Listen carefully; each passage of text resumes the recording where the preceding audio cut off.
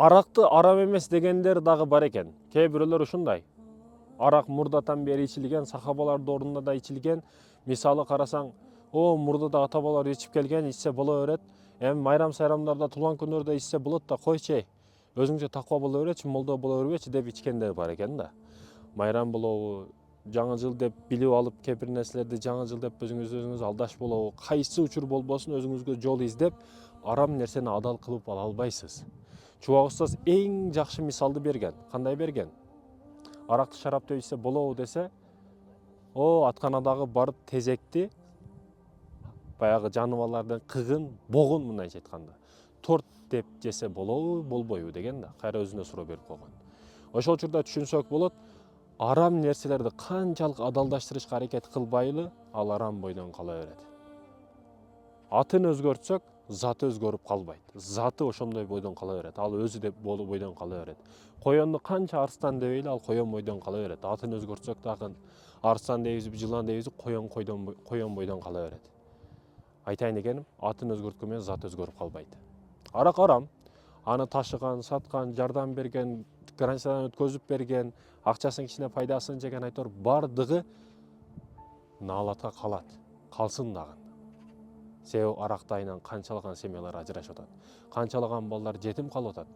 Арак ушундай нерсе бардык жамандыктын күлүчү да. Бул күлүчтү кармаганыңдан кийин сен кыз дагы зордойсуң, адам дагы өлтүрөсүң, түрмөгө дагы түшөсүң, сойкулук дагы кыласың, бардык жаман ишти кыласың.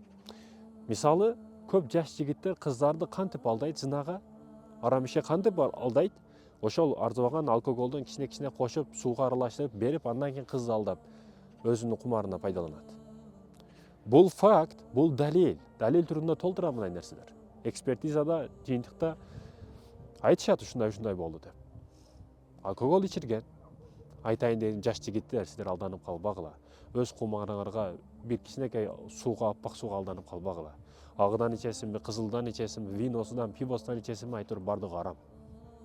Бардыгы арам. Адал пиво болбойт эч качан. Тышында рекламасында толтура нерсени жазып койсо дагы, халал деп 200 жолу жазып койсо дагы арам бойдон кала берет. Алданып калба, жаштыгыңа алданып калба.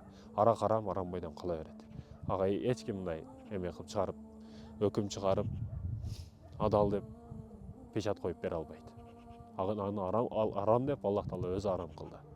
Анан алкаштарга дагы ушул жерде эскертүүм, алкаш десе, не деп, мен алкаш дейсиңби деп намыстанып коет да. Алкашты алкаш дейт, жиннини жинни дейт, адамды адам дейт, акмакты акмак дейт.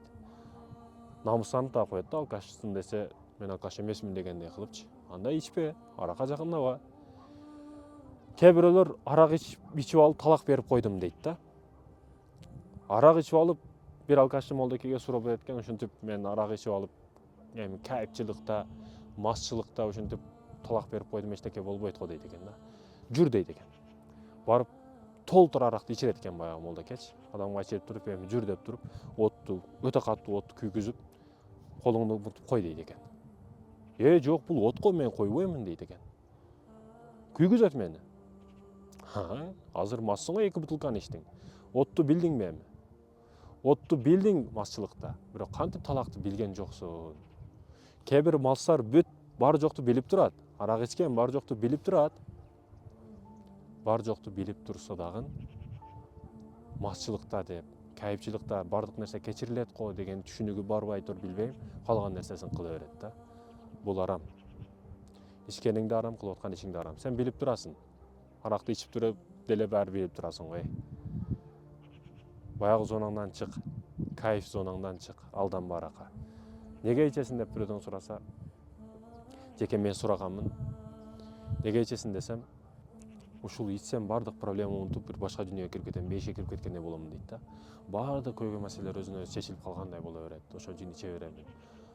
Бирөө айтат, бутулканы ичине түшүп калдым, мени чыгарышка жардам бериң Мухаммад дейт да. Бутулканы ичиге түшүп калдым, чыга албайт, мен кантип жардам берем? Бир адам айтат, мен кызым мени аркылуу бактысыз болуп үйдө калып атат. Эч ким албайт, алкаш менен куда боломун деп. Эч ким унабайт, эч ким унабайт. Алкашты төрүмө отургузуп отургузамынбы төрүмө? Төрүмө чыгарамынбы куда деп, сыйлаймынбы? Атасы алкашты эч качан келин кылбаймын дейт экен да. Кызыңды дагы жолуну буасың. балаңды да келечегине балта чабасың эгерде сен арак ичсең. Өзүң үчүн токтото албасаң, балдарың үчүн, аялың үчүн оңолушуң керек. Тамекини өзүң үчүн таштай албасаң, кыздарың, балдарың үчүн, аялың үчүн ташташың керек. Сен эми өзүң үчүн эмес, сен өзгөлөрдүн мүлкүсүн, ошо аялыңдыкысын, балдарыңдыкысын. Өзүң үчүн токтото албасаң, ошолор үчүн токтот бул арам иштериңди, арам жүрүштөрүңдү.